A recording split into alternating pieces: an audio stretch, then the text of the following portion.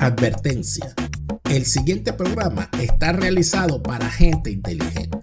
Si usted no es inteligente, no lo vea, pues no lo entenderá. Daniel Lara Faría. Han Venezuela, llevamos Venezuela a tu hogar. Octaedro Contenidos, las redes sociales. Tuplata.com.be, tus envíos seguros de USA a Venezuela. YM Insurance, estar seguro es tener un seguro. Transfabric Contenidos, todos te verán. Patreon.com.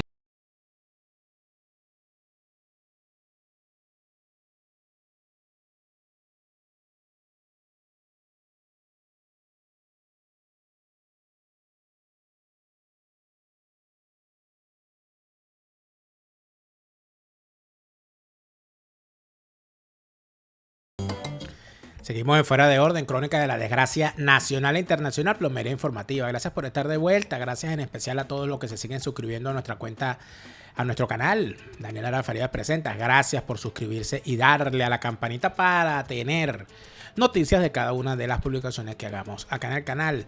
Gracias en especial a quienes nos siguen ayudando para que este canal siga creciendo a través de nuestra cuenta en la plataforma Patreon, patreon.com/delaraf. Patreon.com/delaraf es tu apoyo que nos ayuda a seguir creando contenidos para todos. Hemos tenido una semana, en la semana pasada, unos contenidos interesantes. Bueno, vieron las pastillas de memoria con el doctor Franceschi. Eso bueno, la feligresía francesquista estuvo un fin de semana intenso, mandando por todas partes ese programa, ¿no? Y sobre todo, y por allá anda la cuña de Alberto Franceschi, ¿no? De su candidatura a la constituyente. Gracias por estar acá, como todos los días, de lunes a viernes a las 8 de la noche, siempre en Hora Venezuela. Y por supuesto ya está con nosotros el doctor Franceschi, que por supuesto tiene algo que decir con respecto al programa. No, te agradezco, me revuelvas la memoria de la gente de que hubo voces desde el inicio mismo. Esas cuñas son de hace 21 años, ¿eh? Estamos hablando del año 99. Se dice fácil, 22 años. 22, 23 años ya casi, ¿no? O sea, estamos hablando que ha llovido. Estamos en contra de esta bosta y estamos adversando ya a los Caprilitos y a los Leopolditos. Pero fíjate que hay algo interesante en el asunto, ¿no? Que mucha gente lo ha comentado. Tu visión de lo que podía pasar con la Fuerza Armada. Yo creo que es lo más llamativo, porque ya tú hacías una alerta en aquel momento de lo que podía significar el uso de la Fuerza Armada con fines políticos partidistas y la degeneración a donde eso nos podía llevar. Y a pesar de que tanto tú como Nitu, que era tu entrevistadora, tenían algunas dudas de que los que ustedes consideraban aún como demócratas permitiera que eso pasara. Inclusive ustedes argumentaban con respecto a Aristóbulo, pensando que Aristóbulo era una persona demócrata. Había gente que pensaba que José Vicente Rangel era una garantía y de que Miquelena era una garantía. Y luego nos dimos cuenta de que más que garantía fueron más bien copartícipes de la desgracia. Aristóbulo Ituri y José Vicente Rangel. Los que más. Los más útiles embaucadores. Los más útiles embaucadores y los mayores colaboradores de la desgracia. Todo eso seguramente, por supuesto, porque una cosa es la política y otra cosa es la adivinanza, ¿no? Y ustedes no son adivinos. Pero sí se veía claro para dónde se iba. Pero, Alberto, a mí me llama la atención algo en particular, antes de entrar en materia, porque creo que también es importante que hablemos un poco de Colombia hoy, pero había una especie de creencia en aquel momento de que era posible que se lograran más constituyentes, de que no se viera, de que no se sentía que el sistema electoral estuviese tan blindado a favor del chavismo. Todavía faltando una semana para las elecciones, tú lo veías así, tú pensabas que era posible obtener una fracción mucho más importante. No se veía claro la cuestión fraudulenta en aquel entonces, ¿no? No, es que no se veía claro, es que no teníamos experiencia para calibrar el tamaño de la desgracia que venía. Uno medio opinaba, medio se orientaba por las cosas que sabía, y que para las que venía equipado. Yo acerté más porque venía equipado con una especie de concepción del Estado es que para mí estaba en proceso un cambio de régimen, por ejemplo. Mucha gente no alertaba eso. Crean que era otro gobierno. No, esto no es otro gobierno, es otro régimen el que empieza. Eso lo entendí yo no por Venezuela, sino por casos como Irán, por ejemplo, donde vi tempranamente que cuando barre el liderazgo de Khomeini, barre el liderazgo de Benizari, aquel Chaput Bastiar, y bueno, por supuesto exilian al Shah, y las Fuerzas Armadas le echan plomo en las calles, pero con tanques, le echan plomo a los partidarios de Khomeini. Bueno, por fin regresa Khomeini de su exilio en París y se instaura la revolución islámica, decían, ¿no? Bueno, esa revolución islámica era un cambio de régimen. Mira lo serio que puede ser un cambio de régimen, que te estoy hablando hace 40 años. Bien, en Venezuela, lo que nadie entendía, yo fui de los pocos que lo entendió inicialmente, que Chávez era un cambio de régimen. Inicialmente no se veía así, se creía que podía haber una... Pero bueno, más bien en los meses siguientes yo entendí eso y empecé desde entonces a pelear contra ese cambio de régimen. Bueno, es por cierto, para entroncar un problema con otro, lo que le viene a los colombianos. Van a aceptar que Petro haga un cambio de régimen y que lo que conocieron como la democracia colombiana mute a un gobierno castrochavista, petrista, que significaría el fin de lo que tuvieron, sea malo, regular o asqueroso, pero lo que tuvieron, si Petro te lo cambia por un régimen parecido al de Chávez, bueno, o sea, adiós lo que te apagaste, o sea, Pero otra etapa de la historia colombiana. por supuesto, pero fíjate tú lo siguiente, hay en las dos orillas, las he revisado desde ayer, el momento de la toma de posesión, lo que se ve en aquella orilla del Atlántico, lo que se ve en esta orilla.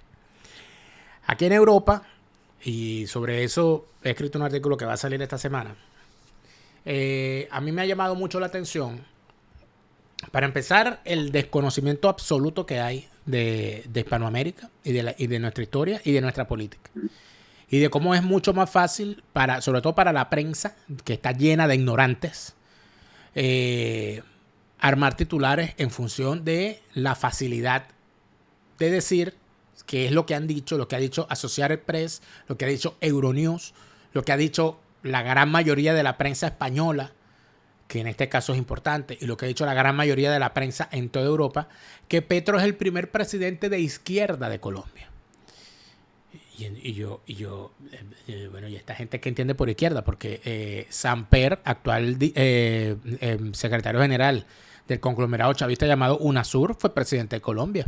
César Gaviria fue presidente de Colombia. Juan Manuel Santos fue presidente de Colombia. Los tres de la familia liberal. Y el Partido Liberal es miembro de la Internacional Socialista. Entonces uno dice, bueno, mira, esta gente, lo de Euronews fue más penoso y más infame, porque entonces resaltan la toma de posesión de la vicepresidenta, por primera vez una mujer negra, tal y todo aquello, y ahora empieza la construcción de la República Colombiana multicolor. Y yo decía, bueno, pero esta gente con su un racismo de mierda absoluto, de paso, ¿no? Porque, o sea, pero es que nosotros somos multicolores, Hispanoamérica es multicolor. Hispanoamérica es multirracial, Hispanoamérica es mestiza. Por lo tanto, esos conceptos son agitaciones de la izquierda para colocar en la prensa puntos que están fuera de lugar. Pero a mí lo que más me llamó la atención, Alberto, en medio de toda esa cuestión, es el jamaqueo y la sobadera con el bolivarianismo. Que si póngame la espada de Bolívar que se la robó él mismo cuando estaba en el M-19, o sea, las cosas que aquí no entiendo, ¿no?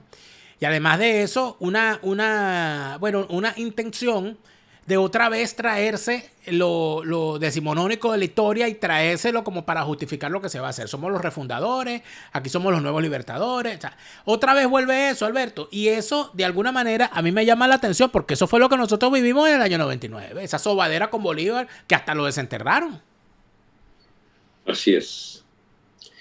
Es que el problema es que la gente no nos va a entender si no pasamos a otro orden de conceptos según los cuales Bolívar mismo fue una desgracia para este continente. Decir eso y cerrar los oídos 9 de cada 10 que me oyen es automático. Bueno, No, como porque yo no te van tengo, a decir, bueno, ¿cómo es posible? Si es el padre de la patria. Tú no tienes patria, Alberto Franceschi. sí la tengo, pero no es la que ellos organizaron y mantuvieron, ¿entiendes?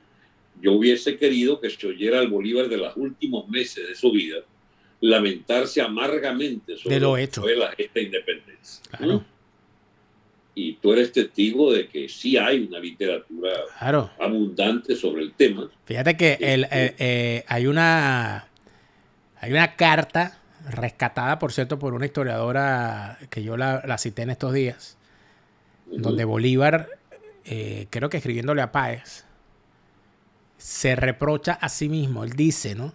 Ya en el momento final de su vida se está dando cuenta del juicio de la historia que viene, así es. de que él va a ser sentado en el banquillo. Y él dice, a mí no me van a perdonar haber fusilado a Piar y al almirante Padilla por su origen racial y haber salvado a Santander del paredón por su origen racial. Eso a mí nunca me lo van a perdonar. Él entendía eso. Él empezó a entender esas cosas.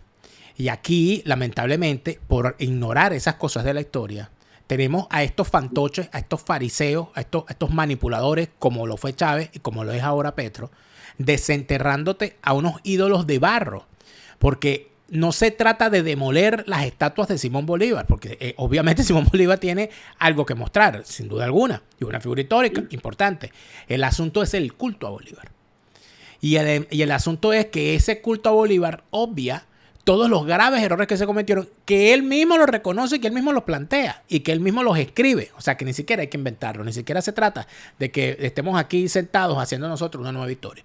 Pero en medio de todo eso, Alberto, además, Uh-huh, sí. ¿a qué se refiere? ¿Por qué cuando hablo del sueño bolivariano? Bueno, el sueño bolivariano. Es uno de los mitos. O sea, eso es mitología.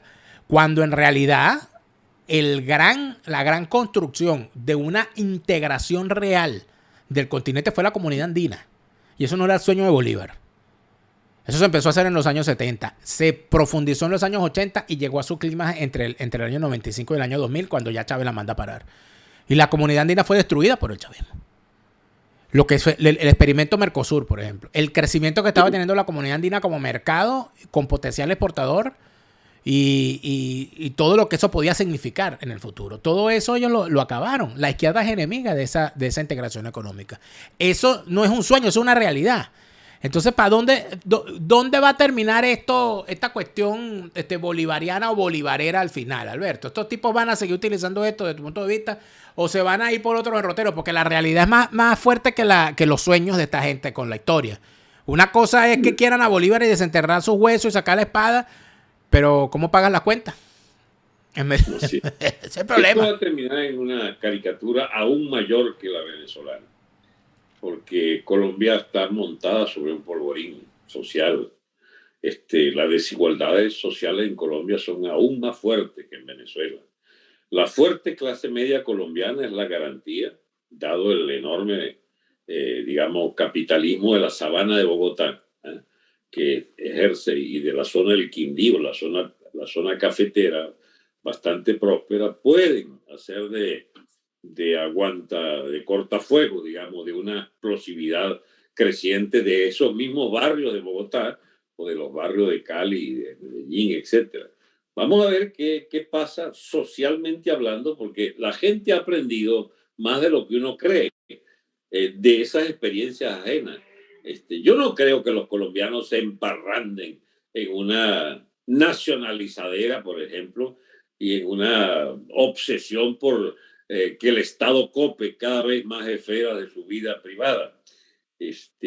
Veremos cuál es la resistencia del pueblo colombiano al fenómeno expropiador que va en la naturaleza y la sangre del chavismo y de todas estas propuestas populistas, ¿no?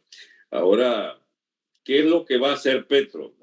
¿Qué esperaba qué es lo que va a hacer? Aunque ya nosotros sepamos de antemano que va a un desastre por la desconfianza que genera, por la absoluta incapacidad de pensar las cosas en términos civilizados, veamos a ver qué sorpresa trae. Ahí los dos liderazgos existen en Iberoamérica, los relativamente progresivos que, bueno, rescatan conceptos de independencia y de hacer del Estado una herramienta útil de los sectores más desfavorecidos. Eso existe, querámoslo o no, es una bandera legítima. Y existen los estatistas a ultranza, ideologizados y agentes de esas ideas absolutamente en bancarrota del llamado socialismo a la cubana y a los chavistas. Esperemos, chicos, yo no voy a pecar en este momento de arúspice, ¿cómo se llama? De brujo de lo que viene. Ya bueno, es suficiente lo que sabemos para pronosticar un desastre para Colombia. Fíjate, esperemos que la gente entienda ese desastre. Démosle un chance de 15 y un mes para que se vea el verdadero color de ese gobierno de ineptos que va a montar Petro. Voy a leer un comentario que me envió esta mañana hora europea, Miguel Rodríguez. Ajá. Miguel Rodríguez hace la siguiente advertencia. Dice que Petro cuenta en este momento con el mejor ministro de Hacienda de América Latina. Carajo. Mi querido amigo y colega José Antonio Ocampo, quien en los próximos días va a introducir una extraordinaria y progresiva reforma tributaria para beneficio de la mayoría y el impulso del crecimiento de Colombia sobre bases más igualitarias de desarrollo económico y social. Miguel Rodríguez ya había comentado algo sobre el señor Ocampo, que es el nuevo ministro, y ya el señor Ocampo dio unas declaraciones que cayeron muy mal en los sectores de izquierda. ¿Qué día? Y en la gente, ¿no? Porque en Colombia existen una serie de beneficios que el señor plantea que hay que eliminarlos, como la cuestión de la devolución del IVA, una cantidad de cosas allí, del día sin IVA, esa cosa que eso hay que eliminarlo, que los ingresos fiscales tienen que subirse, etcétera, etcétera. Es decir, el señor empieza a hablar como un reformista más tirado hacia allá, hacia la economía libre de mercado, tal, todo aquello. Y eso tú sabes que no le gusta a los populistas. Entonces, aquí tenemos, pareciera que podría tener abierto Petro dos caminos, ¿no? El camino del barranco chavista, que lo va a llevar a pasar 4 años de amor y dolor, como lo lleva Pedro Castillo, que no lleva ni un año, y mira cómo lo llevan ya, por la vía de la amargura. O podría tomar el camino que escogió Lula, que fue, vamos a dejarle la economía y la cuestión económica y la cuestión empresarial a los tipos que saben de esto y que no causan resquemores. Vamos a pactar con esa clase empresarial y con esas clases terratenientes, ¿verdad? Deteniendo el impulso del movimiento de los sin tierra y todo aquello, calmando esas cosas, pero dedicándose a la expansión del tema político en todo el continente, al tema de la corrupción con Odebrecht y, por supuesto, al tema de la hegemonía política. Petro podría ir a eso. Podría ser ese un camino también. Bueno, me has explicado mucho mejor que yo la interrogante que dejaba yo al principio. Me esperaba de por dónde quedar. Yo no sabía esto de lo canto yo no hipotecaría ninguna línea de razonamiento a la que un amigo, una persona por competente que sea el ministro. Pero bueno, algo significaría que esta persona, con los conocimientos que le atribuye Miguel, sean efectivamente eficientes a la hora de sortear el enredo que tiene montado este hombre antes de llegar al poder, y veamos si ese ministro famoso puede poner en orden, porque lo que no puede negarse es que Colombia es una tierra de iniquidades sociales, es una tierra con quizás la peor distribución posible de la propiedad rural. El fenómeno guerrillero recurrente, Daniel, ¿de dónde viene? Viene de un factor realmente existente, que es que, bueno, viene una herencia de distribución muy desigual de la tierra. Y bien, las ciudades son el reflejo del problema agrario no resuelto. Y un guerrillerismo, por cierto, un guerrillerismo anterior a las propias guerrillas marxistas. Porque cuando empezaron las guerrillas marxistas, ya Tiro Fijo estaba alzado en el monte. Porque sí, el guerrillerismo en Colombia Eso que llaman la violencia, los periodos de la violencia en Colombia. Y cuando uno estudia la historia de Colombia, entonces se encuentra que hay historiadores que se complican mucho la vida intentando, bueno, primer periodo de la violencia, segundo periodo de la violencia, tercero, yo no sé por cuál periodo van ya, yo creo que esa violencia arrancó y nunca cesó, pero basado fundamentalmente en eso, Alberto, ¿qué es, desde mi punto de vista, lo que une a el chavismo con Petro en este momento? El negocio del narcotráfico. O sea, aquí no se puede, es imposible dejar de lado que el narcotráfico es un negocio para mucha gente que inclusive tiene una fachada legal, porque muchísimas empresas que no tienen nada que ver con el narcotráfico, si el narcotráfico no existiera aceitando esas economías, esos negocios no existirían. En tal sentido, el gran problema es la violencia, porque la violencia genera problemas a lo interno de los países productores y genera problemas a lo interno de los países consumidores. Porque en los países consumidores se sienten, por supuesto que hay una cosa grave con el tema de que cada una de las líneas de cocaína que se meten todos los días venga manchada con la sangre de unas guerras en los países productores. Y además de eso, el dinero que se gasta en eso. Tú no sientes que esta gente a lo que viene también es a quitarle sangre al perico que exportan. Porque eso el narcotráfico sin violencia es lo que quieren los tipos. Sí, bueno, pero aterricemos. Eso fue lo que intentó, ¿cómo se llama? Juan Manuel Santos. Juan Manuel Santos llevó de 40.000 hectáreas que había dejado el gobierno Uribe a 240.000 hectáreas. ¿Bien? Otra vez. ¿Bien? Y la herencia de Duque ya no fue las 40.000 hectáreas sembradas, sino otra vez la Colombia del 250.000 de hectáreas. Ahora, ¿qué es lo que va a recibir? Lo que va a recibir Petro es que por encima de 200.000 ya están instaladas. O sea, basta mantener el hectareaje de este hombre del uribista, pues este último, ¿no? Para sencillamente aspirar a que el status quo del negocio siga más o menos igual. Y hay otro tema importante en todo esto, además, que es lo que a mí en particular, podría estar inclusive de acuerdo. Yo pienso que la normalización, que llaman, ¿no?, de las relaciones entre Venezuela y Colombia, tienen un aspecto que en este momento a mí me parece fundamental, que es permitir el libre tránsito por esa frontera. Porque permitir el libre tránsito por esa frontera nos permitiría a los venezolanos, a todos, dejar de ver ese espanto que estamos viendo de gente muriéndose en el tapón del Darién. Porque la libre movilidad por la frontera permitiría que en la zona fronteriza empiece a haber un respiro económico.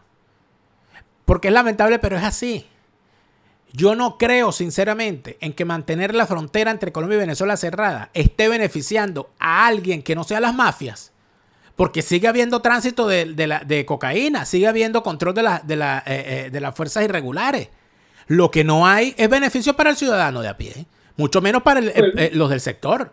Entonces, yo no sé qué pienso, yo no sé si estoy siendo demasiado... No, chicos, es un perfecto resumen. O sea, la ilegalidad es para el pueblo y para los consumidores y para los exportadores y los importadores.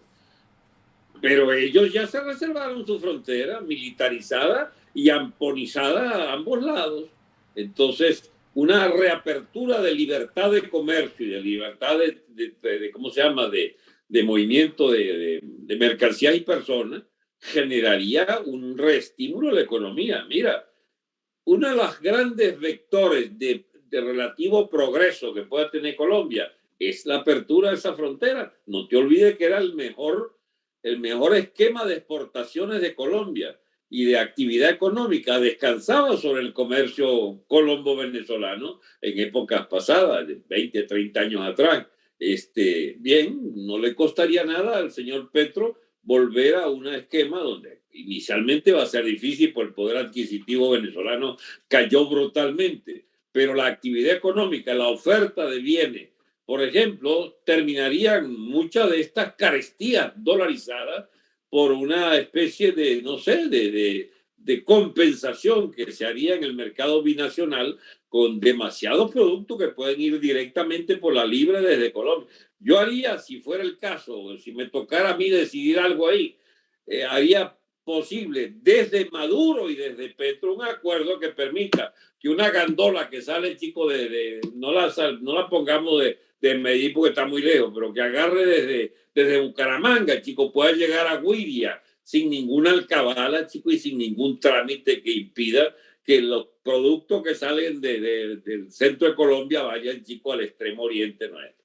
Si se hiciera esa libre circulación de mercancías, no pueden ahora venir los venezolanos, la clase empresarial que permitió este desastre del chavismo y que lo auspició, incluso que siempre que recordase estrujárselo en la cara, que ellos fueron los auspiciadores del chavismo, no puede venir ahora a pedir cotos de mercado y no, que la competencia nos arruina. No, chicos, ya acabaste con el capitalismo que había. Bueno, permite el nuevo. El nuevo sería una integración verdadera de Venezuela con Colombia, a fondo. Borrar esa frontera sería lo más positivo que puede ocurrirnos a nosotros para nuestro nivel de vida. ¿Bien?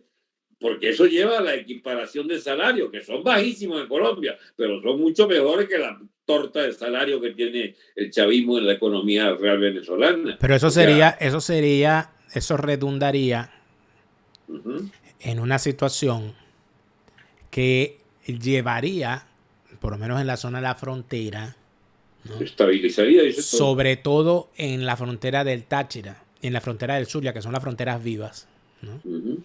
Llevaría a que en efecto hubiese allí un movimiento económico y todo aquello que no le conviene al chavismo. Al chavismo no le conviene ese tipo de crecimiento porque la gente cuando tiene plata se pone arisca, Alberto, porque el que tiene no quiere que le quiten. Y yo no sé si el chavismo está dispuesto a eso. Por eso es que yo auguro que todavía vendrán algunos tropiezos en el camino. Daniel, lo peor que podíamos, de torpezas chavistas, digamos, típicas, no la hicieron, que fue seguir con la estupidez del estatismo de precio, el estatismo de distribución de mercancías. La dolarización de la economía permite milagros, ¿bien?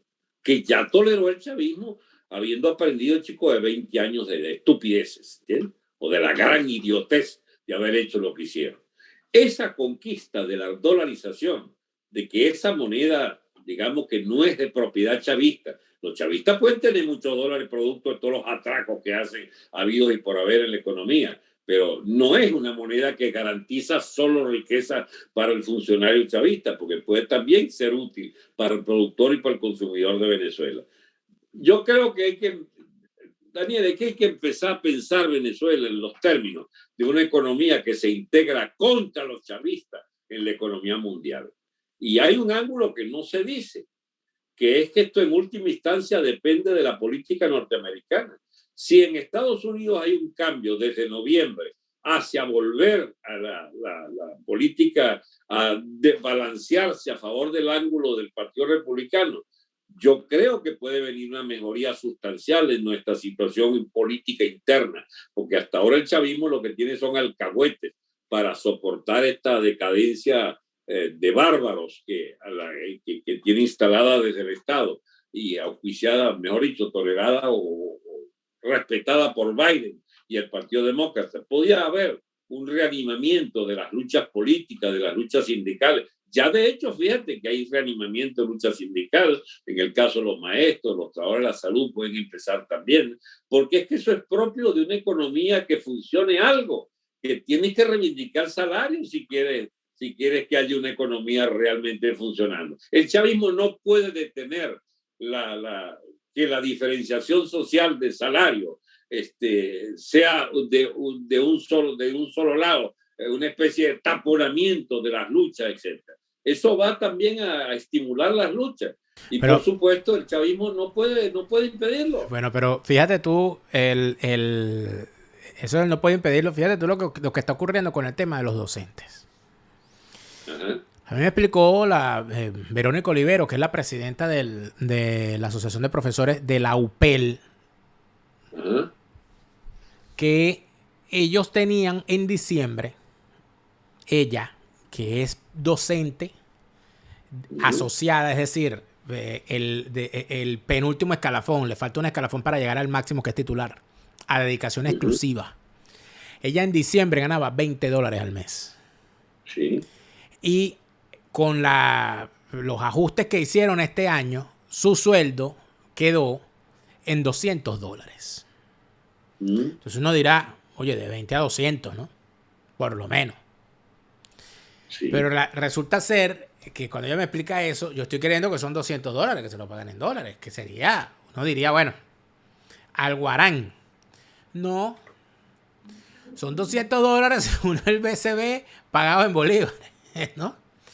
Y resulta ser que entonces, según sus convenciones colectivas, a ellos les tocaba un bono de vacaciones de $800. Entonces ellos estaban contando con eso, porque ellos dijeron, bueno, oye, el docente vive normalmente del pedir prestado y de organizarse, bueno, yo con el bono vacacional pago esto.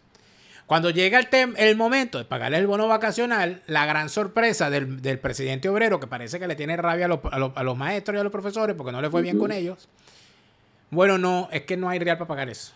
Entonces se lo vamos a pagar por parte, el bono vacacional. ¿Cómo es por parte? 3, 4 cuotas, sí. Hasta julio del 2023 me van a pagar. Entonces, cuando tú ves una cosa como esa, tú te das cuenta que en realidad hay una lógica de lo que debería ser y una aplicación, Alberto, donde los tipos no llegan hasta allá. Los tipos no quieren dolarizar. Los tipos no quieren elevar el nivel de vida del venezolano. A los tipos no les da la gana de pagarle a los docentes lo que le deben pagar, ni de pagarle al trabajador lo que deben pagarle. Entonces, en medio de eso, pareciera que el chavismo, si bien la lógica indica que los tipos deberían abrir, oye, Alberto, no lo están haciendo. Todo lo contrario. Tendrán que abrirlo, Daniel. Tendrán que abrirlo. Tendrán que pagar. Porque lo que no puede descartarse es que por fin hay un gobierno que deberá ser sensible a la presión popular. De exchavistas hasta hace poco. Porque hay que ver que haber aguantado ser docente bajo 22 años de chavismo no carece de mérito. Yo no voy a decir que son personas que merezcan desprecio ni nada por el estilo. Son venezolanos normales, comunes y corrientes, patriotas como el mejor, solo que, bueno, no pudieron tener ese empuje para emigrar, ni mucho menos. Ahora, ese venezolano docente, Daniel, yo tengo hermanas docentes, primas docentes, mi mujer fue docente titular universitaria, y ahora es jubilada, pues, y esperan a ver qué puede dar efectivamente las tales prestaciones o de fin de año, el bono y tal. Pero eso es el inicio de un proceso de reconstitución de los segmentos sociales que son antagónicos a un mal gobierno. Va a haber luchas sociales cada vez más fuertes, cada vez más, digamos, exigentes. La radicalización política vendrá en el cimiento mismo de esa oposición social. Yo no es que sea un optimista enfermizo, pero tampoco puedo ser un pesimista orgánico de que diga que el chavismo se saldrá con la suya. Pues no puede, porque hay 2 millones de venezolanos, o 3 o 4, no sé cuántos hay asalariados. ¿Qué va a hacer el gobierno? ¿Va a volver a los bolívares? No, chicos, no es el Bolívar. El Bolívar existe porque existe el cambio dolarizado. Si puede empezar a hacer trampa. Bueno, la trampa va a salir en el cambio real. El dólar paralelo aparecerá otra vez de nuevo a fondo en las casas de cambio, ad hoc, en las casas de gente que quiera tener acceso a bolívares fuertes. Porque es el verdadero Bolívar fuerte. Es ese que le están negando a la gente. La prueba es que lo quieren diferir para un año y no pagarlo. ¿Cómo se llama? El Bolívar fuerte directo y concreto del bono.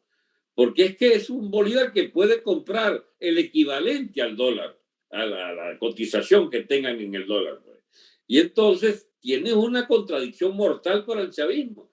Económicamente, la economía chavista se hizo absolutamente inviable por caótica y locoide, por contraria a la naturaleza de las cosas, por elemental oposición social de la prueba eran los 3, 4 dólares que habían del dólar today, el dólar no se va y el dólar frontera. Bueno, eso no va a desaparecer. El chavismo tiene que morir en las horcas caudinas de su propia criatura, que es que perdió la moneda nacional. y el bolívar desapareció como moneda real. En una unidad contable allí sí pasa por el sistema bancario ficticio de la digitalización porque no hay efectivo.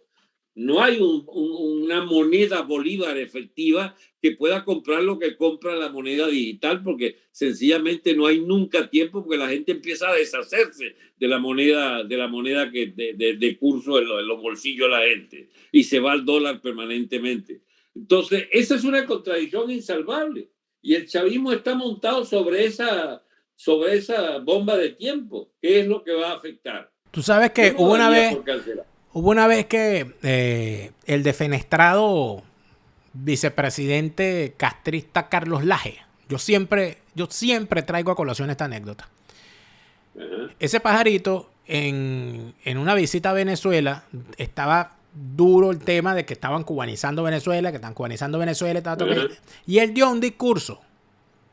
Dijo, en Venezuela, el riesgo, amigos míos, no es que Venezuela se cubanice. El riesgo es que Cuba se venezolanice. Y la gente soltó una carcajada. Y yo recuerdo la cara de Carlos Laje porque él no estaba diciendo un chiste. O sea, él se sorprendió con la reacción de la gente porque él estaba diciéndolo seriamente. Y en efecto ocurrió. Durante un periodo muy importante en Cuba, empezó a llegar tanto dinero de origen venezolano, empezó a haber tanto cubano trabajando en Venezuela y enviando remesas y devolviéndose a Cuba después de pasar 2 años, 3 años, 4 años en Venezuela, devolviéndose con electrodomésticos, con dinero, con cosas que le regalaban, nevera, cocina, tal, que empezó a vivirse una pequeña bonanza, sobre todo en las ciudades principales, en Cuba y Santiago, donde el gran, se olvidaron de Miami, chicos, se olvidaron de las balsas. No, vámonos para Caracas. Cosa que empezó a ocurrir. ¿Tú no crees que podría terminar ocurriendo lo mismo con esto de Colombia? Que pensando que la normalización de las relaciones entre Colombia y Venezuela terminen, en vez de ser un beneficio para el chavismo, terminen siendo, bueno, que la gente diga, bueno, pero si yo voy para Colombia a comprar arena pan y me vengo, ¿cuál es el problema? Daniel, lo que estaba incluido en el análisis inicial que te hacía sobre las bondades de la fusión comercial de Venezuela y Colombia por la vía de la frontera y la apertura de esa frontera, es que efectivamente tarde o temprano la economía y mercado dominará todas las voluntades, digamos, parásitas de los burócratas. Eso termina por ganar. Basta que haya esa capacidad de moverse libremente el trabajador de un sitio a otro para buscarse la arepa, que termina imponiendo, chicos, la libertad de movimiento y la libertad de mercancías, por supuesto. Por supuesto que va a tener una influencia, yo no voy a decir benéfica a priori, pero escúchame, nosotros no salimos ganando con Duque, esa es la verdad. Y a lo mejor, por eso yo soy cuidadoso en el enjuiciamiento, digamos, todo negativo respecto a Petro, porque entre otras cosas, esa apertura de la frontera puede terminar ayudando a las luchas en Venezuela y no necesariamente obstaculizar las de Colombia. Ojo que esto hay que verlo siempre más allá de la frontera, Dani. Esto es un proceso que tiene que ver con la economía mundial. Pero bueno, ¿cuánta peste no echó Maduro de los yanquis? ¿Y cuál? De Chávez y Maduro, 22 años. Y no ahora no anda con un cuidadito diciendo qué bonita se ve la bandera norteamericana al lado de la venezolana. Por $4 que le mandaron allí por primera vez una exportación legalizada de petróleo. Bueno, escúchame, eso puede terminar siendo positivo. Hay una caja de Pandora abierta. Nosotros entonces lleguemos a esa primera conclusión. Hay que esperar. No predefinamos que va a ocurrir tal o cual cosa. Yo me puedo tragar todo lo que he dicho, pero yo apuesto a que eso puede tener un resultado positivo para nosotros. Hay que recordar otra cosa, Alberto, que la historia de Colombia y Venezuela son unos hermanos siameses pegados por la espalda. La comparación de los procesos históricos que yo lo hice aquí en un programa, la historia comparada de Venezuela y Colombia, deja perfectamente claro que todo lo que pasa a uno y otro lado de la frontera termina repercutiendo. O sea, eso es mentira que una cosa ya es la... No, señor. Todo termina repercutiendo y todo termina... ¿Cómo se fundó el Estado venezolano moderno? con la dictadura de Gómez. Y Gómez entró desde Colombia, con Castro y unos andinos en mula. Y con eso llegó a Caracas. Entonces aquí hay que pensar las cosas bien. Pero bueno, nos quedará tiempo para seguir evaluando estas cosas, Alberto. Y casi con Castrillón hubiéramos evitado los adictos. Es que todo el que quería echar una vaina. Bueno, y el plan de Barranquilla, ¿dónde me lo deja? O sea, todo el que quería echar una vaina en Venezuela la organizaba en Colombia y viceversa. Y viceversa. Pero bueno. Yo confieso mi pecado. Yo en 2 o 3 oportunidades estuve a punto no de lograr una vaina, pero sí de carajo lograr esa unidad concreta. Hasta Uribe fui a plantearle la necesidad de un golpe. Me barajó rápido la vaina. Bueno, y se sentó, pero así se sentó con Petro, muy sonriente. Pero bueno, así son las cosas, Alberto. Muchas gracias por esta conversación. Un gran abrazo, Dani. Y por supuesto, siempre con Alberto Franceschi estamos en los lunes ácidos. Recuerden que hay inclusive una lista aquí en el canal, la lista de los lunes ácidos, donde están todos los lunes ácidos que hemos hecho con Alberto desde hace 2 años ya.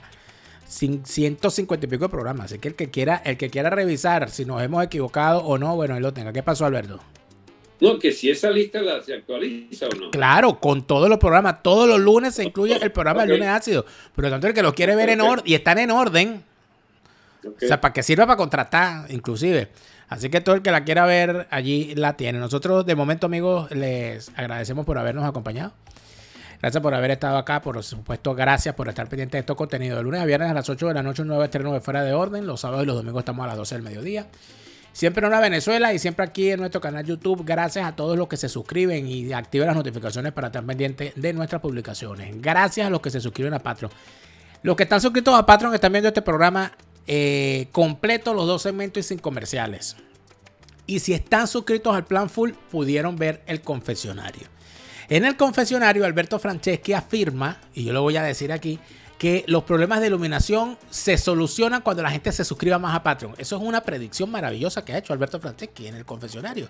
Entonces, si usted no está en el confesionario, no ha visto el confesionario, lo invito a que lo vea y por supuesto que esté pendiente toda esta semana de las cosas que haremos. Muchísimas gracias a todos por habernos acompañado y nos reencontramos mañana. Han Venezuela, llevamos